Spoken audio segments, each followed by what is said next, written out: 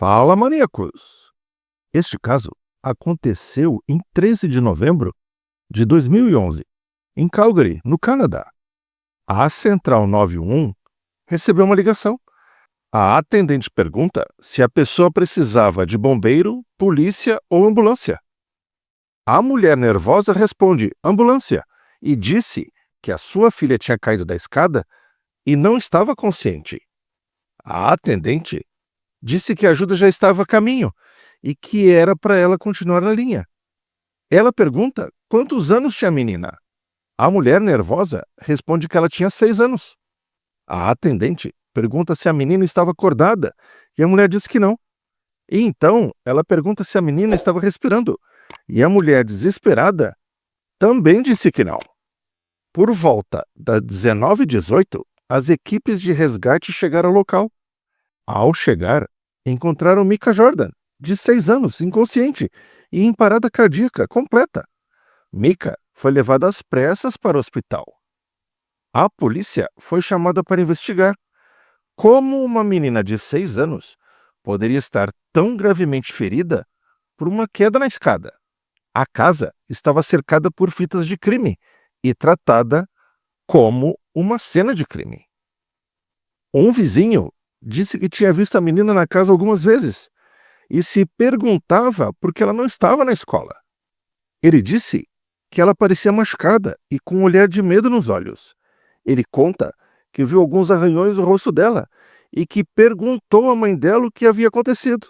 E a mãe disse que a menina tinha caído no chão. A família que morava naquela casa havia se mudado há apenas 3 semanas. Mas agora, a polícia estava tratando a casa como uma potencial cena de crime. Ela tinha trauma abdominal, traumatismo craniano, hematomas por todo o corpo e uma queimadura grave na mão esquerda. O cabelo era emaranhado e um lábio cortado, geralmente resultado de um golpe na boca. A Micah foi mantida em um suporte de vida até o dia seguinte, aproximadamente às 13h47 do dia 14 de novembro, a Micah faleceu. Micah Jordan adorava cantar e dançar. Aos 6 anos, ela tinha uma lista simples de coisas que a faziam sorrir. No topo da lista estavam as joaninhas. Ela era uma grande colecionadora de joaninhas, talvez porque não conseguisse pegar as borboletas. Ela tentava, mas elas eram rápidas demais. Pelo menos as joaninhas ela conseguia encurralar e pegar. Mas ela sempre pensava que não podia ficar com elas por muito tempo, pois podiam ter uma família e uma mãe sentir a falta delas. Então, ela sempre as devolvia depois de alguns dias. Havia algo de extraordinário na maneira como ela encontrava o bem em qualquer situação ruim. A Micah adorava tentar coisas novas, como o dia em que andou de skate pela primeira vez. Mesmo caindo algumas vezes, ela sempre se levantava. Ela era uma menina que, sinceramente, parecia incapaz de ter um dia ruim. Por isso, o que aconteceu depois foi tão difícil de compreender. Os pais da Micah eram separados. Assim, ela e o seu irmãozinho Levi passavam metade do tempo com seu pai biológico Spencer e a sua madrasta, a Mary, e metade do tempo com a sua mãe biológica, a Kyla, e o seu padrasto Brian.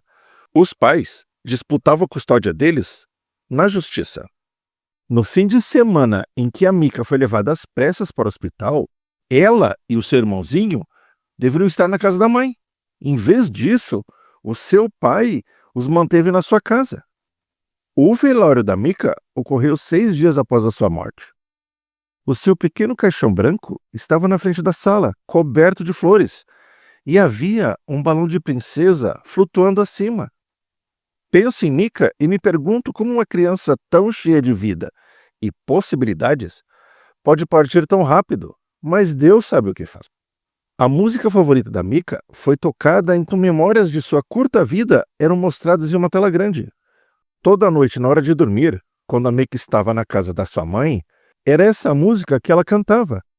Era uma música que ela realmente amava cantar.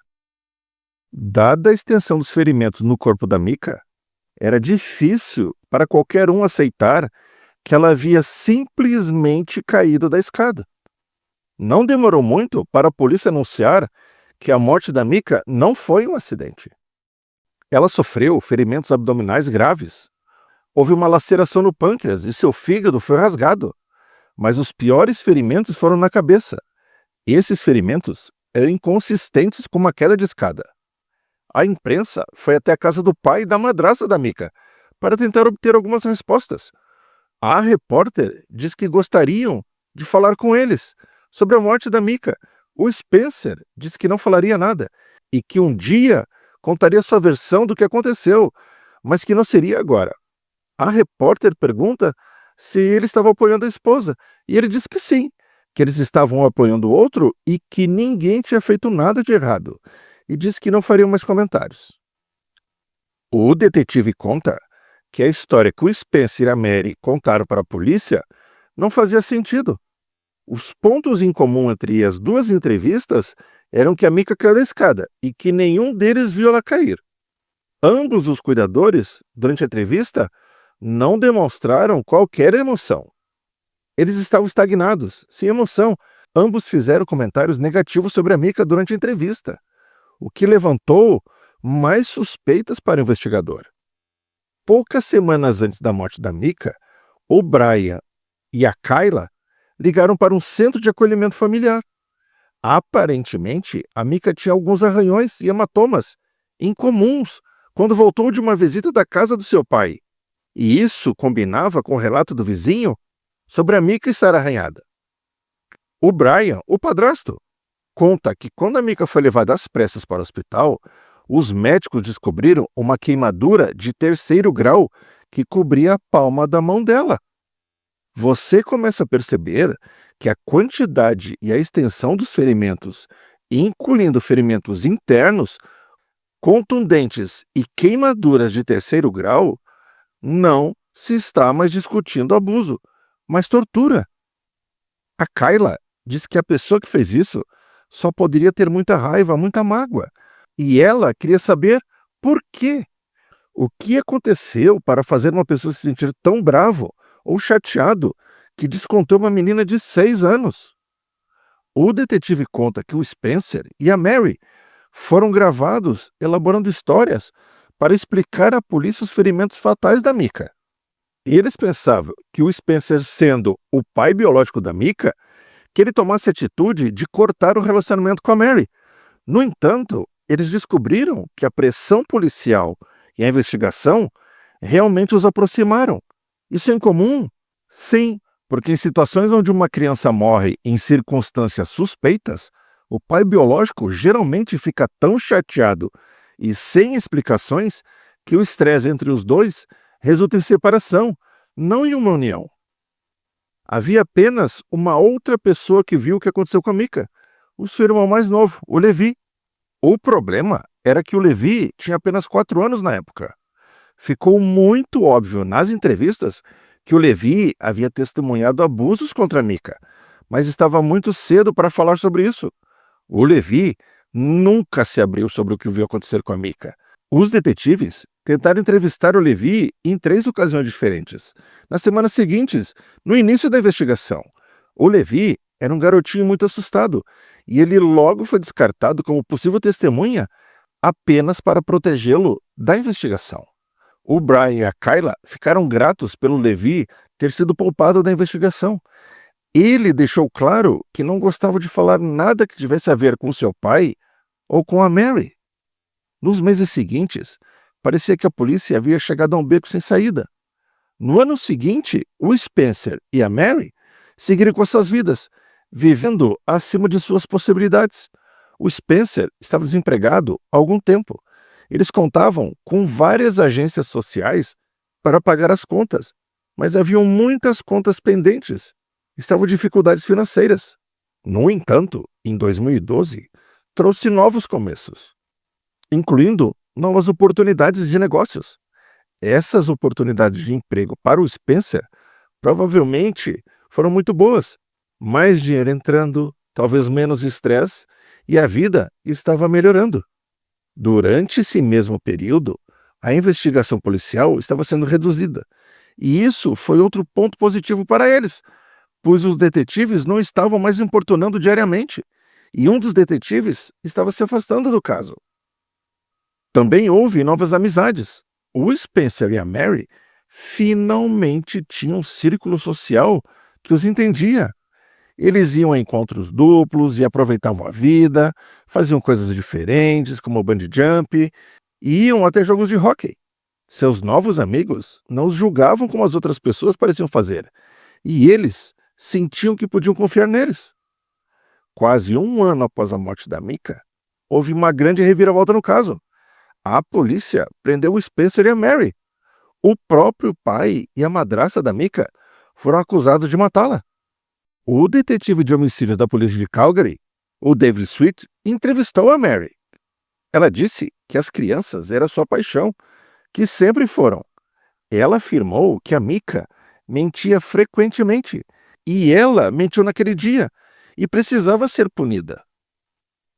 O detetive mostra a foto da Micah e disse que, com base nas informações que eles tinham, só podia ter sido um homicídio. A Mary se desespera e diz que não tinha feito nada disso, que nunca machucou. O detetive então diz: ou foi o Spencer ou foi você, já que só estavam vocês dois de adultos na casa. A entrevista terminou com a Mary negando repetidamente seu envolvimento na morte da Micah. Em 23 de março de 2015, cerca de 3 anos e meio após a morte da Micah, detalhes de seu assassinato foram revelados. E eles foram realmente difíceis de ouvir. Os seus ferimentos eram muito piores do que se podia imaginar. E não podiam de ter vindo de uma simples queda. Os detetives localizaram um médico em Ottawa chamado Dr. Christopher Milrow, um patologista forense com vasta experiência em pediatria. Ele é inicialmente do Reino Unido, mas realizou autópsias em centenas de crianças nos últimos 20 anos.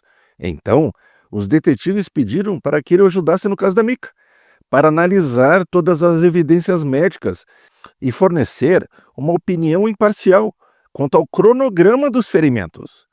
Ele conseguiu reduzir esse prazo para 24 horas a partir do momento da morte dela.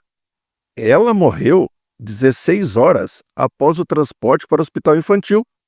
Isso significa que os seus ferimentos fatais na cabeça e no abdômen ocorreram no domingo, enquanto ela estava na casa do pai. Portanto, não poderia ter sido um acidente. Isso eliminou alguns cenários possíveis. Eliminou qualquer traumatismo craniano histórico ocorrido no passado, de um trauma abdominal que a Micah pudesse ter sofrido, como resultado, por exemplo, de uma bola de basquete no rosto, um acidente de carro.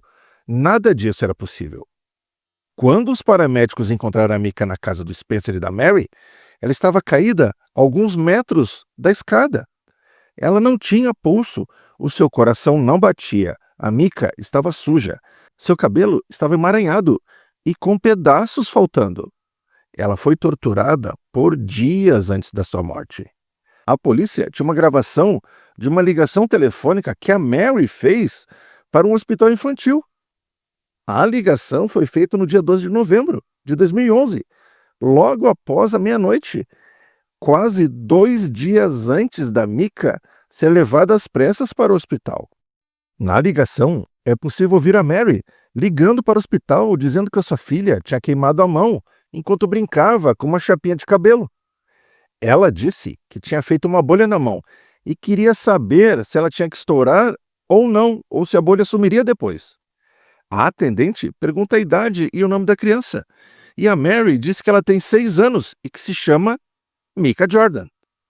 A atendente pergunta se a menina sentia dor, e a Mary respondeu que não. A atendente fica surpresa e questiona novamente a Mary, e diz que queimaduras deveriam ser doloridas, e pergunta qual a cor da queimadura, se era preta ou branca. A Mary diz que era branca, e a atendente diz que queimaduras brancas são de 3º grau. Os detetives estavam conduzindo uma operação secreta de 8 meses, uma operação chamada Mr. Big. É uma tática usada em muitas investigações de crimes graves. Policiais criam cenários muito realistas e tentam fazer os suspeitos confessarem. Neste caso em particular, policiais disfarçados fizeram amizade com o Spencer e com a Mary, e eles foram convidados para uma organização criminosa inventada. Eles teriam que provar que eram confiáveis, confessando um crime do qual eram suspeitos conhecidos, como a morte da Micah. Na realidade, o Mr. Big era um policial disfarçado que desempenhava o papel de um chefe do crime. Aquele tempo de diversão e novos começos de vida, os novos amigos e oportunidades de negócios, era tudo uma armadilha da polícia. Cada encontro de amigos ou acordos comerciais era um cenário, uma técnica investigativa elaborada, usada nesses tipos de casos difíceis. Era importante estabelecer o que cada pessoa fez, pois isso desempenhou um papel na morte da Micah. E aqui tínhamos a madrasta e o pai biológico, vivendo juntos em uma casa onde a Micah era uma das várias crianças. Então, estabelecendo quem cometeu os atos de violência contra a Micah era importante. Poderia ter sido um ou poderia ter sido ambos. O policial disfarçado de Mr. Big disse ao Spencer que as coisas não estavam boas, que ele tinha ouvido que o Spencer seria acusado de assassinato e que ele seria preso e jogado na cadeia.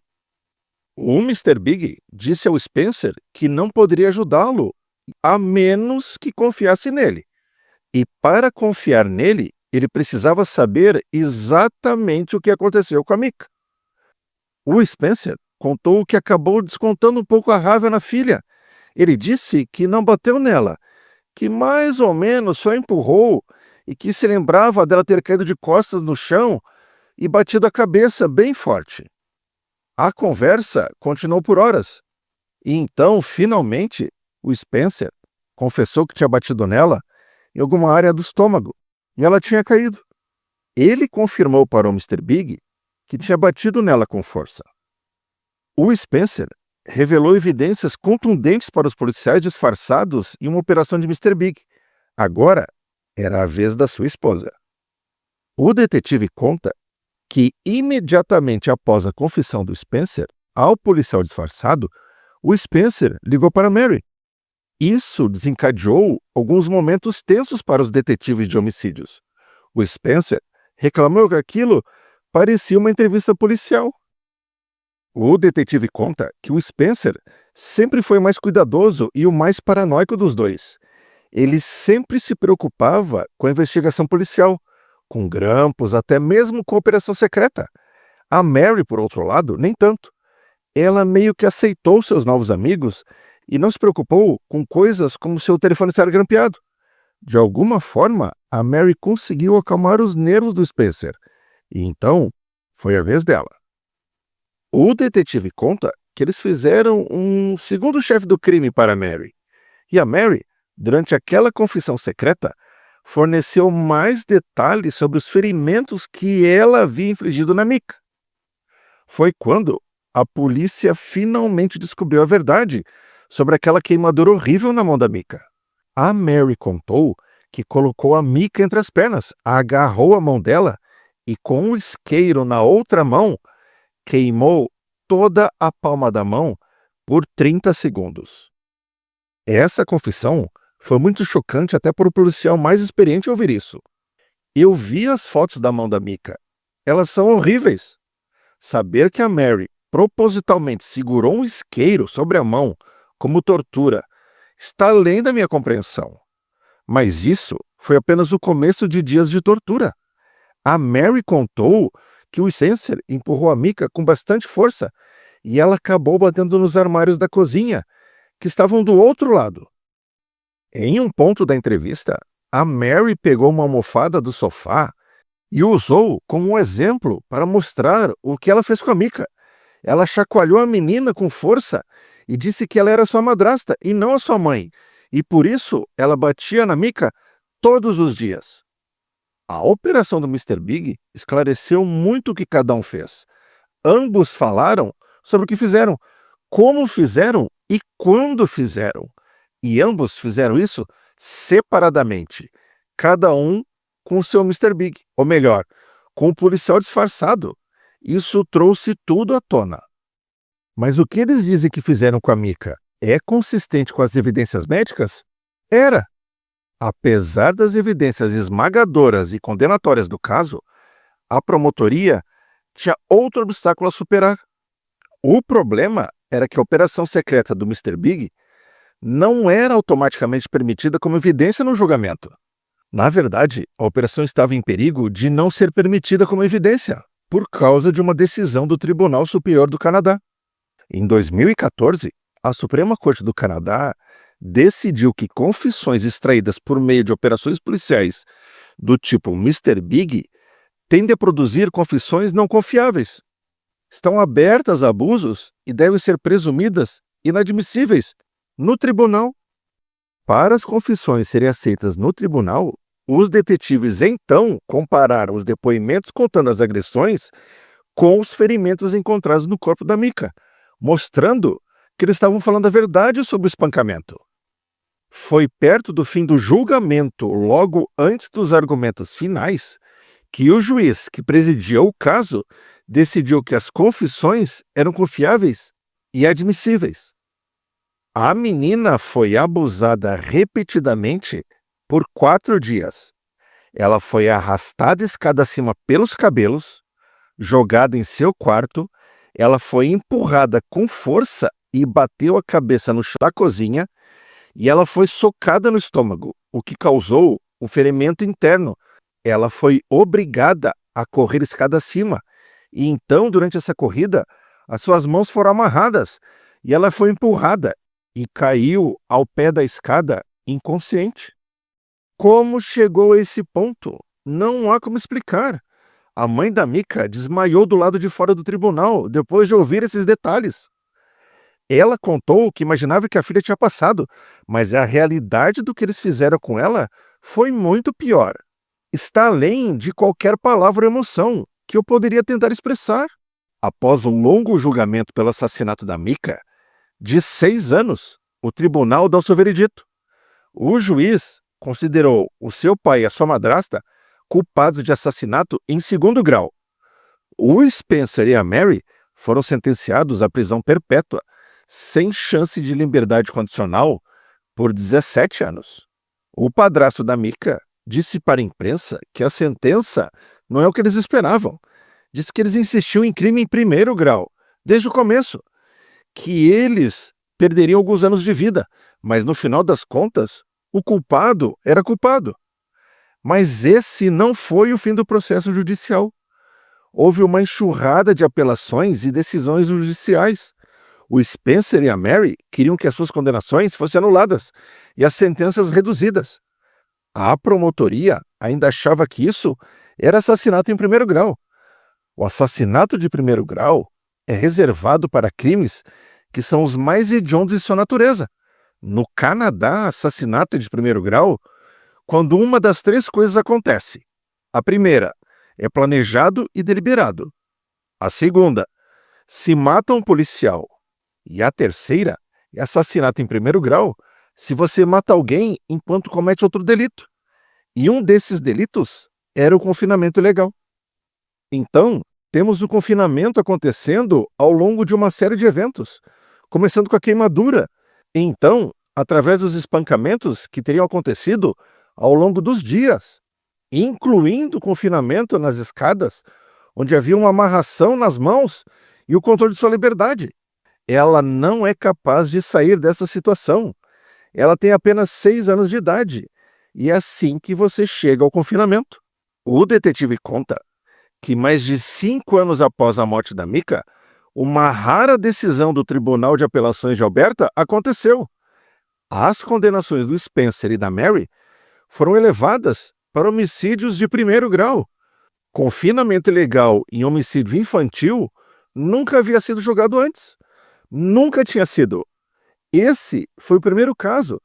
E para eles olharem para isso com o confinamento ilegal, o que era, depois que ela teve as mãos queimadas e eles a mantiveram naquela casa por 3 dias, embora ela devesse estar de volta na casa da mãe, de acordo com a ordem judicial. Foi um confinamento ilegal. Eles recorreram novamente. Na Suprema Corte do Canadá, em novembro de 2017, Os 9 juízes da Suprema Corte decidiram que esse era de fato um caso de assassinato em primeiro grau, e ambos foram condenados por isso sem chance de liberdade condicional por 25 anos.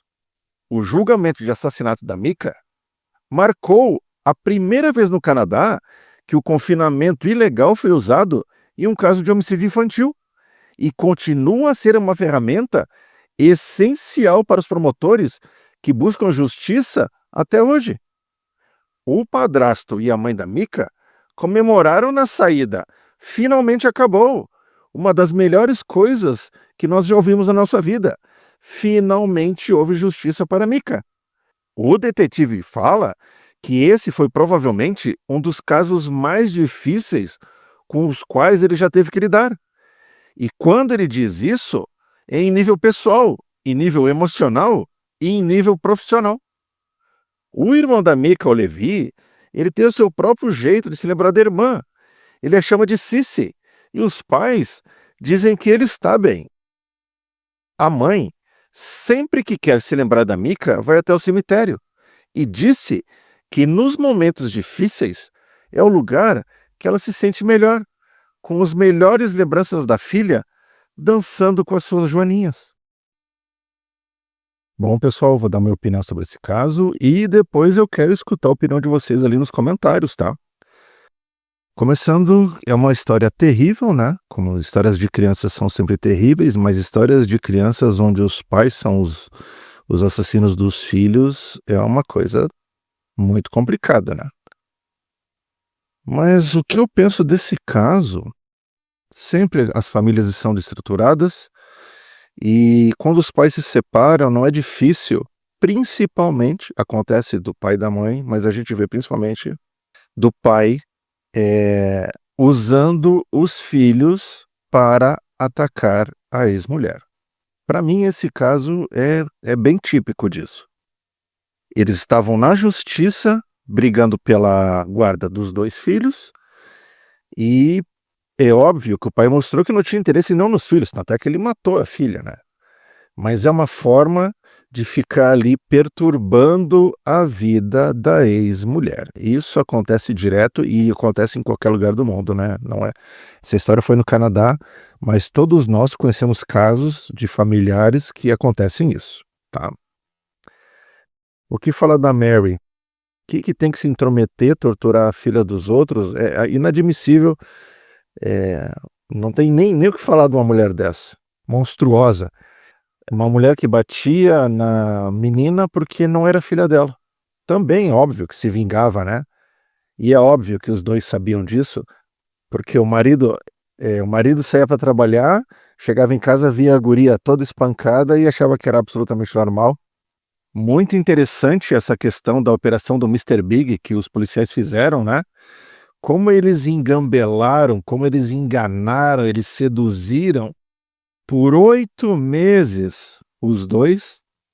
Imagina a paciência que tem que ter, né? 8 meses trabalhando mentalmente com esses dois, para o Spencer e para a Mary abrirem todo o jogo e contarem toda a brutalidade que eles fizeram com a filha. É uma coisa... Parabéns para a polícia, sinceramente. E ainda bem que a justiça aceitou, né? Porque só faltava não ter aceitado ainda as provas, alegando que não eram legais. É um caso triste, mas foi a primeira vez que a lei do confinamento foi usada para se incriminar em primeiro grau. Então teve um lado positivo nessa história horrível toda, né? Que é usada até agora no Canadá. E resumindo, infelizmente, é mais um caso de milhares onde as crianças são usadas por pais irresponsáveis, né? Foi uma coisa horrível, tá bom? E volto a reforçar, deixa a sua opinião aqui embaixo, eu quero saber se você concorda, não concorda e o que você tem mais a acrescentar, tá bom? E já sabe, curta, compartilhe, se inscreva, ajude o canal a crescer, tá bom? Até o próximo!